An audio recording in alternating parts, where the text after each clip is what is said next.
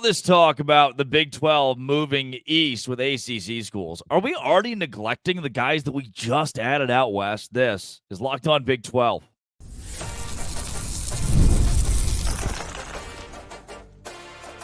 You are Locked On Utes, your daily podcast on the Utah Utes. Part of the Locked On Podcast Network, your team every day. Happy college football week, everybody. I'm Drake Toll from Locked On Big 12. That's JT Wistrcill of Locked On Utes. Thank you for making Locked On Big 12 and Locked On Utes your first listen every single day. This is the number one Big 12 podcast in the country, the number one Utah Utes podcast in the nation as well. Today we talk Big 12 neglecting its new westward expansion squads to move out east. We'll also get into Utah having the easiest football schedule literally possibly ever known to man in the Power 4. Definitely the Power 4 because it's brand new. And Pac-12 was soft. Yeah, Utah won the Pac-12 a couple times the last 3 years, but was that conference actually as soft as so many people across the country say it is? If you hit subscribe, by the way, we get to keep our jobs, and that would be very cool. JT, big topic of conversation since Utah got here, or since at least the news broke a year ago, has been, okay, what does the Big 12 do next? What else is there? Does it feel like Utah, Arizona, I'm going to let you speak for that entire, even BYU, I'll let you speak for them, which is shocking, I know. Does it feel like those teams out west are being overlooked already for shinier, newer pieces out east?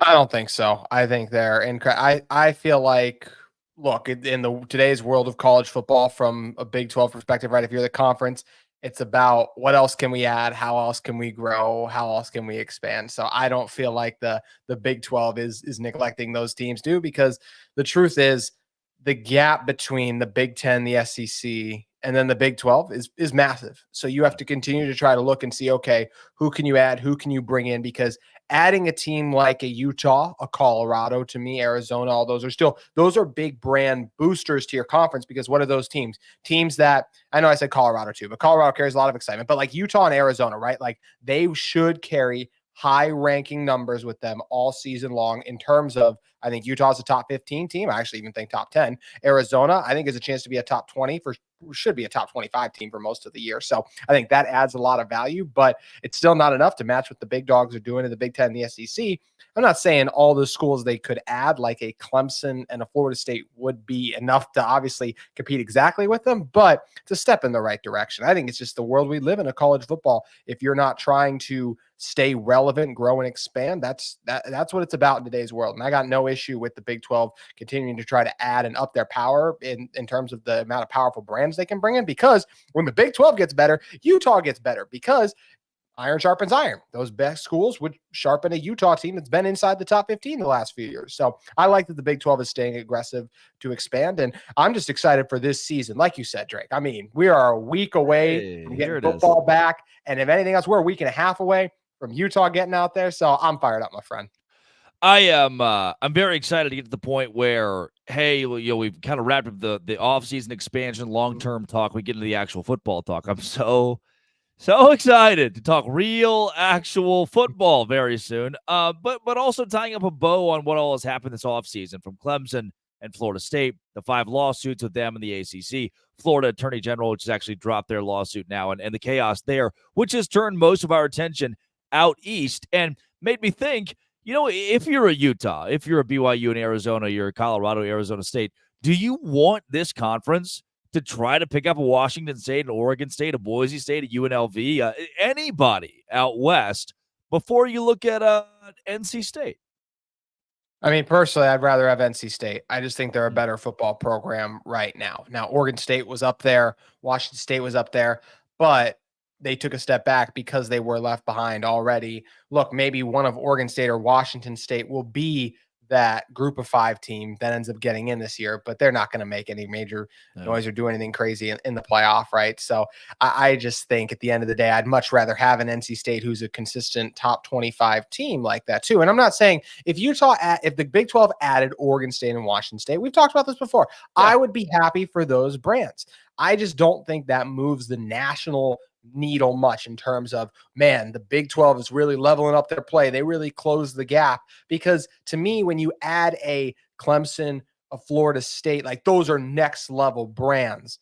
NC State, I think, is the next caliber below that. And because Oregon State and Washington State have now taken a step back, I just don't think they bring the same level of excitement. So I don't like that for their fan bases. I wish that never happened to them. And there's intriguing brands. Like, they could eventually rise up and be quality brands. I'm not saying that, but I'd rather have the team that's already there. And that's NC State to me. They're already a strong team. They should be good in the ACC once again this year, versus we just don't know with Oregon State and Washington State how that's going to go. And yes, Oregon State's already restarting with a new coach. I know Washington State still has their guy, but how long is he even going to be there, right? And we saw last year, yeah, they started out the season really hot, and then the wheels completely fell off. So how, even if they got there, just how would they be? It's the unknown commodity, and just when you're trying to become more popular, raise the level of your conference, how you do that is you add proven brands. And NC State is obviously a more proven brand right now than Oregon State and Washington State are. So that's just how I feel on that. I'd be happy if the Big 12 added them, Oregon State and Washington State, but I don't get the sense that many people would care. And this maybe goes into that Pac-12 bias we can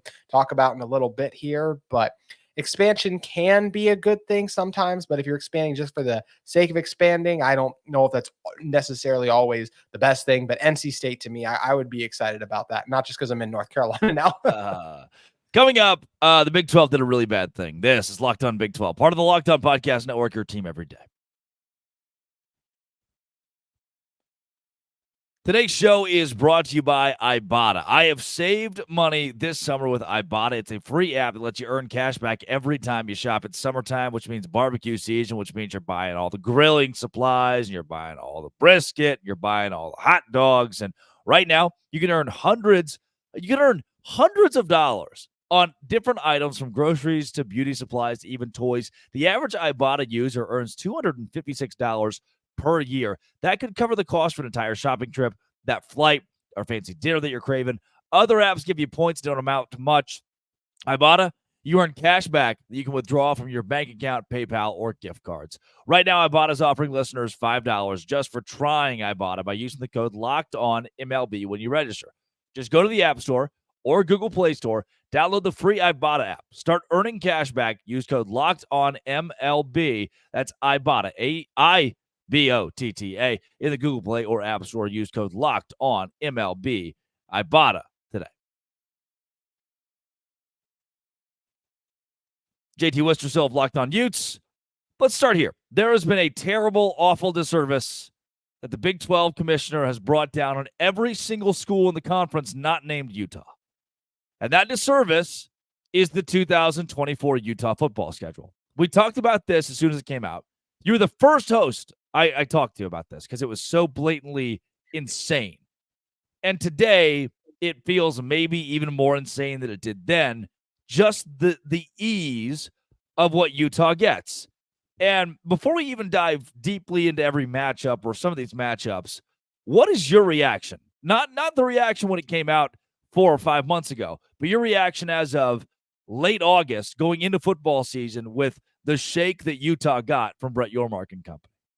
I'm incredibly excited because I think Utah has a schedule that sets them up very nicely to make a run, not just at the Big 12 title, but obviously if you win the conference, then you get to go on and compete for a national championship in the college football playoff, which Utah has never gotten to make the playoff before. This schedule absolutely sets up for Utah to do it. They're not the only one in this conference with an easy schedule. I will say, I think Kansas and Kansas State, when you look at when the schedules all came out, 24/7 Sports put out a list of the top 5 easiest schedules. Utah, Kansas, and Kansas State were all listed on there. Big reason for that, they don't have, like, Utah doesn't see Kansas, Kansas State, and vice versa. Kansas and Kansas State don't have to play against Utah too. So yes, this schedule is very kind to Utah. I think there's no way around it, right? I mean, their toughest road game is by far at Oklahoma State. Their second toughest road game, in my opinion, right now is probably at UCF, but there's a lot of new parts with the Knights, right? Like, I like KJ Jefferson. He's not coming off the greatest season. Like, how's that going to go? Transfer quarterbacks don't always work out as much as we all get fired up about our addition and what they were able to do. Like, so we'll see there. And there's a lot of new pieces on that defense as well. So how's that going to gel? Like, but to me, there's just not really a, outside of the game in Stillwater, there's not a super tough road game on Utah's schedule. So they get a massive favor there. They also catch a lot of the teams in the conference that I'm not trying to dump on BYU. BYU's not projected to be great this year. Like, so that's Houston is not projected to be great this year too, right? Utah gets Baylor at home this year, even though I guess that's a non-conference game. So my bad for bringing that one up, but it's still weird to think that's a non-conference game.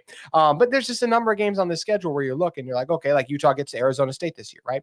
The toughest stretch of their season by far to me is when they play Oklahoma State early, and then the very next week you play Arizona. I think Fafita is a top 10 quarterback. He has a chance to be in New York for the Heisman for me. So that's not going to be an easy game too, right? Most of the toughest games on Utah's schedule, and Iowa State, right? Iowa State is I wouldn't want to go up and have to take on the Cyclones, but they're coming to us. And it's very hard to win inside Rice-Eccles Stadium. So that's another game where it favors Utah. This schedule was a nice gift for Utah from the Big 12. I'm not sure how it worked out, like all the things that factored into it, but it definitely is a schedule that sets Utah up for success. And it reminds me a lot of a schedule they've had in the past in which they nearly made the college football playoff. You know, we talk a lot about parity in the Big 12 and how week in and week out you're going to get a matchup that could sneak up on you. And usually it's because you go from playing Oklahoma State one week to Cincinnati the next, and then right back to a road game against Kansas State. And you think, oh, well, shoot, this every other week we get a real gauntlet of a game. But Utah has a stretch here against schools that not only missed a bowl game last year, but frankly weren't very good at all. Arizona State, TCU, Houston, BYU, Colorado in consecutive weeks. That's the easiest stretch in the Big 12, no doubt. And you have the stretch against Southern Utah, home game against Baylor, at Utah State. Those three games should all be automatic wins for Utah. And again, you mentioned the outliers, the games that might be tightly contested. Where I'll start when it comes to those tight games, the Arizonas, the Iowa States we mentioned, does Utah ever lose at home? Is there any way Utah loses at home this season? There's a way. Because if you look at what happened last year, who'd they lose to at home? They lost to Bo Nix's Oregon. Oregon, obviously, superior team. Last year's Oregon team than what I expect this year's Arizona team to do.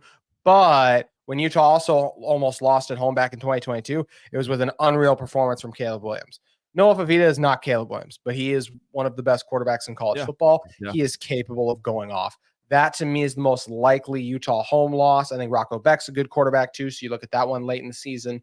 Another one where I see a chance at it. But, I mean, just to answer the question, no, this is a Utah team that has only lost one true home game since 2018. That was the one I mentioned to last year's Oregon team in a game in which I think it's fair to mention Cam Rising didn't play it. So they also didn't have their starting quarterback against a top 5 team in the country at the time, because that Oregon team, I think that was before they'd lost to Washington, but either way, a really good team. So Utah should not lose at home. They have a great home field advantage. It's tough to play in that altitude. You see teams will jump out on a lead on Utah, and then they'll often fall behind because it's just tough to keep up that same level of consistency. When you get fatigued, you make mistakes. I mean, look at the way the last year's Florida team, and I know the Swamp is a much different environment, but that first game for Florida, I mean, it was brutal out there. So Utah is very good at home. They don't have a tough home schedule. I would be surprised if they lost a home game this fall. Would you say the tougher stretch is the Oklahoma State and Arizona those two games back to back, or Iowa State and then on the road against UCF, keeping in mind that one of those is pretty early in the season and the other are the last two games? Mm-hmm. Yeah, you're absolutely. Yeah, that's where it's nice that you don't have. You mentioned earlier that stretch where you some teams will play Kansas State, Oklahoma State, and someone else. Which do you think they're tough? Which one's tougher? Based on where they fell, at least, which of those stretches is? And I say stretch, I mean it's two games. Is it tougher to go Oklahoma State, Arizona back to back, or is it tougher to go Iowa State, UCF back to back? To me, it's Oklahoma State and Arizona because I just think those are better teams. I just don't. Yeah. Look, by the end of the season, could Iowa State and UCF surprise us? For sure. I don't know if I see both of them surprising us this year, because this is just the nature of the Big 12, right? We're one team's going to have a good year. Not every team can have a good year. So I think one of those two teams will click. One of them will be very disappointing in that stretch too. So I just think earlier in the season, those Oklahoma State and Arizona both ranked inside the top 25. Iowa State, UCF were not, and I think for a reason too. So I do think that Oklahoma State and that Arizona game are the toughest stretch there too. I will give a little bit of, I just want to say this for the end of the season stretch. I do think you can rope in that Colorado game. I know most people would look and be like, there's no way that's crazy, but I'm a big fan of matchups. And I think this Utah secondary should be good this year, but I think Shedeur Sanders is maybe the best quarterback in the country. So if he's having himself a game, if that offensive line is even improved, that game is in Boulder. I could see that being Coach Prime's big win this year with Shedeur Sanders going off. And when Utah's lost games in the Cam Rising era, it's been to great quarterbacks. You look at what really good quarterbacks, right? Mentioned Bo Nix, Anthony Richardson's gotten his number 2, Dorian Thompson-Robinson at UCLA. That was another really good college quarterback. So these are guys usually this Utah team doesn't go on the road and just lose to complete no names, unless it's like at Oregon State, but that was another place where they just don't lose at home very often to me too. So I think that Colorado game is another sneaky one, but even with that game roped in there, I just expect this Utah team to be rolling, and there's so many better. They're better in all the other phases that quarterback, if Shedor's having a game in the secondary, I think for Utah still playing well, shouldn't be a massive issue to me, but definitely one to keep your eye on. But to answer your original question again, to me, Oklahoma State and Arizona are the 2 best teams Utah plays on their schedule. They are in back-to-back weeks. That is the stretch, that little 2-game stand that has me most concerned. Coming up, the Pac-12 sucked, right? This is Locked On Big 12, part of the Locked On Podcast Network, your team every day. Today's show is brought to you by FanDuel. Sometimes, by a miracle that's far above my control, the Texas Rangers will win a baseball game. And it makes me happy when that happens. If you're listening from Utah, who do you root for? You don't want to be a Rockies fan, you know? A couple of California teams out there. You got the Bees in Salt Lake City. Might as well root for the Rangers, and sometimes they win. Right now at FanDuel, they have something a little different for you.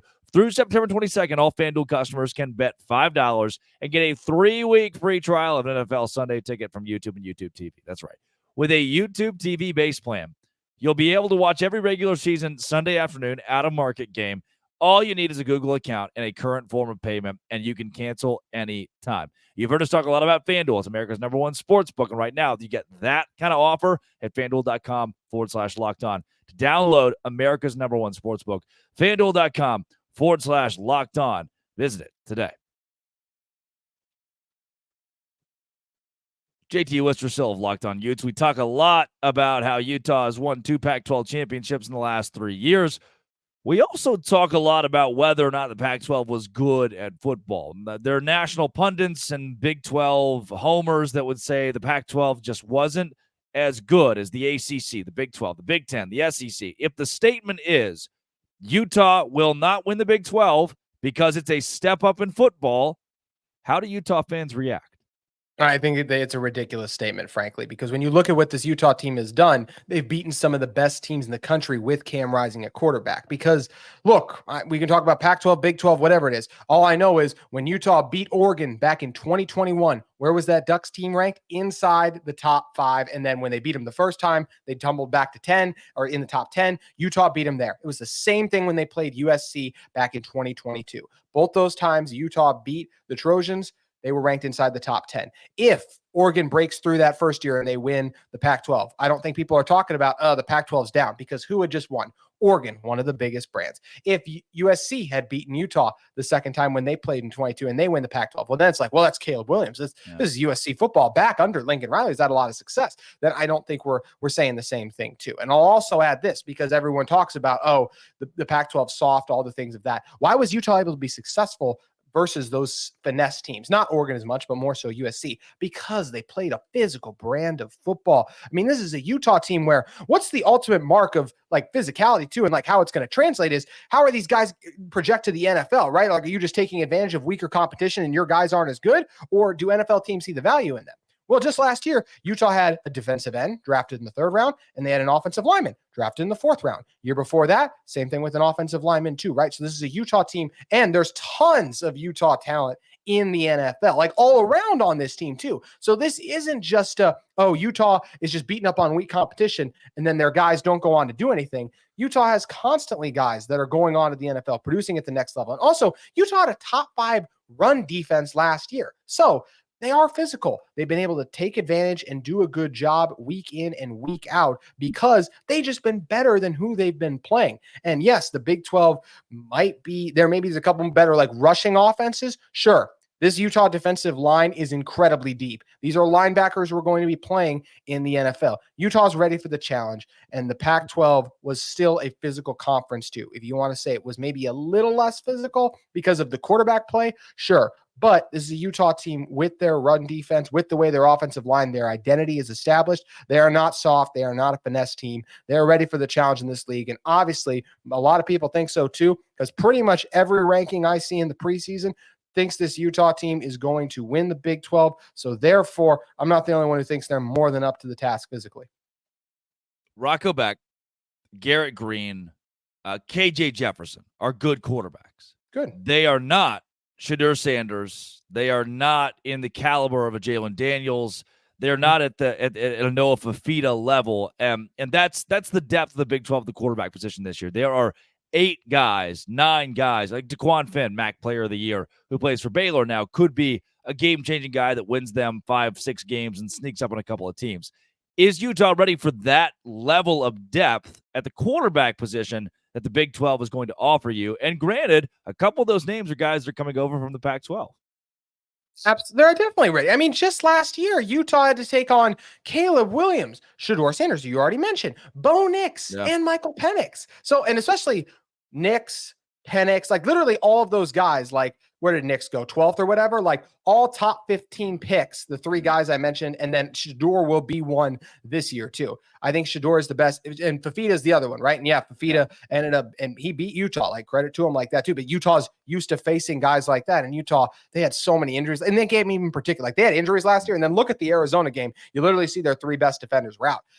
Arizona still probably beats Utah that game if those defenders play, but like to act like Utah can't hang with and they won't be fine, and also like the difference in being home in a way. We see it every year in college football where Utah gets that Arizona team at home, and that Arizona team, what are they going to do? Take a step back because they don't have all the talent that they had last year, with a lot of those guys either leaving for the NFL, and then the rest of them ended up transferring out too. So this is a Utah team that's used to facing off against some of the best quarterbacks in college football. They are ready for the challenge that comes in the Big 12. And as I mentioned too, the only game I look at where I'm like, ooh, this is going to be tough for Utah in terms of that quarterback matchup to me is the Shedeur Sanders one, because I think he's the best quarterback they're going to play on their schedule. That's a road game too. Obviously, Oklahoma State is good. Alan Bowman isn't anywhere near the caliber of the quarterbacks that we've discussed so far, in my opinion. So yes, Rocco Beck, solid, KJ Jefferson too. But in Beck's case, Utah gets him at home.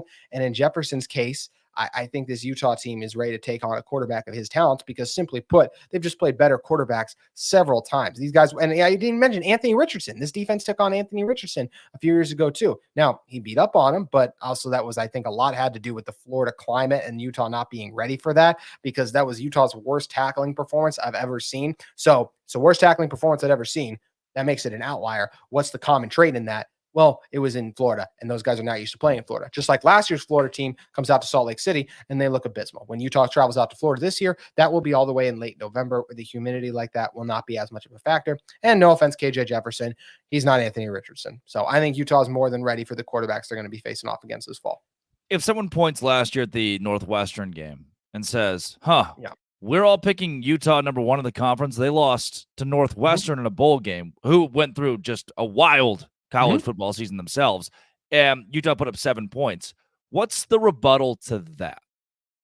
I just don't care about bowl games. That's the thing. And I'm not talking about like my perspective. I'm talking about when we are talking about a successful brand in the sport right now, I think bowl success does not matter at all, because of who opts out, because of who leaves, because of everything that happened. Utah's top wide receiver didn't play in that game. Utah had 2 offensive linemen, if I'm correct, not playing that game too. They had both of their NFL safeties who were drafted inside the top 5 rounds depart for the draft. So literally Utah, for having good players, being good defensively, finishing the regular season 8-4 despite all those injuries, had several guys miss the bowl game too, even in an already injury-riddled season. I just don't think you can look at a bowl game as an indicator for success, because also if we look at that bowl game, like we're doing right now, Utah's going to have a new quarterback in.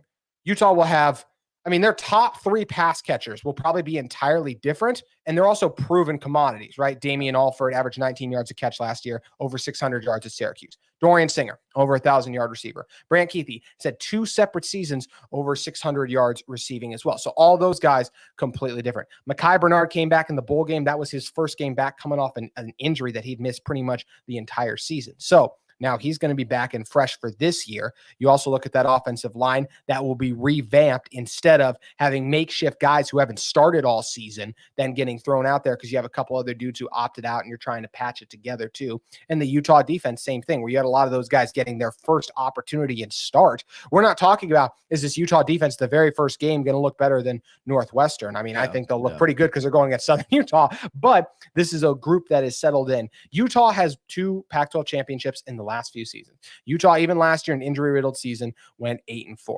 Because that is the version of Utah that we've seen when their guys are playing in the regular season.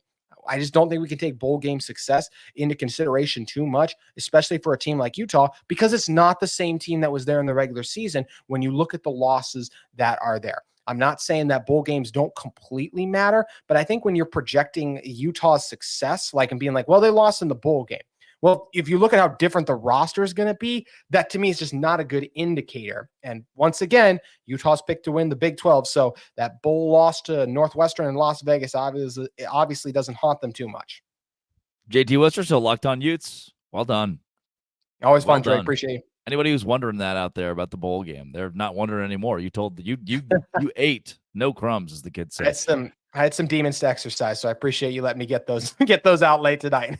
If you are a Locked On Big 12 listener, follow JT Wistrcill on social media and follow and subscribe to Locked On Utes. And thank you for making these two shows your first listen every single day. Come back tomorrow, even more football. And the Big 12 preview is out as well as we bring you the around the conference, around the horn. JT, you weren't there, but I represented Utah, and I represented them well around the horn across the Big 12 preview for 2024. This has been and always will be Locked On. Thanks for making it your first listen every single day. Utes and Dose Grande.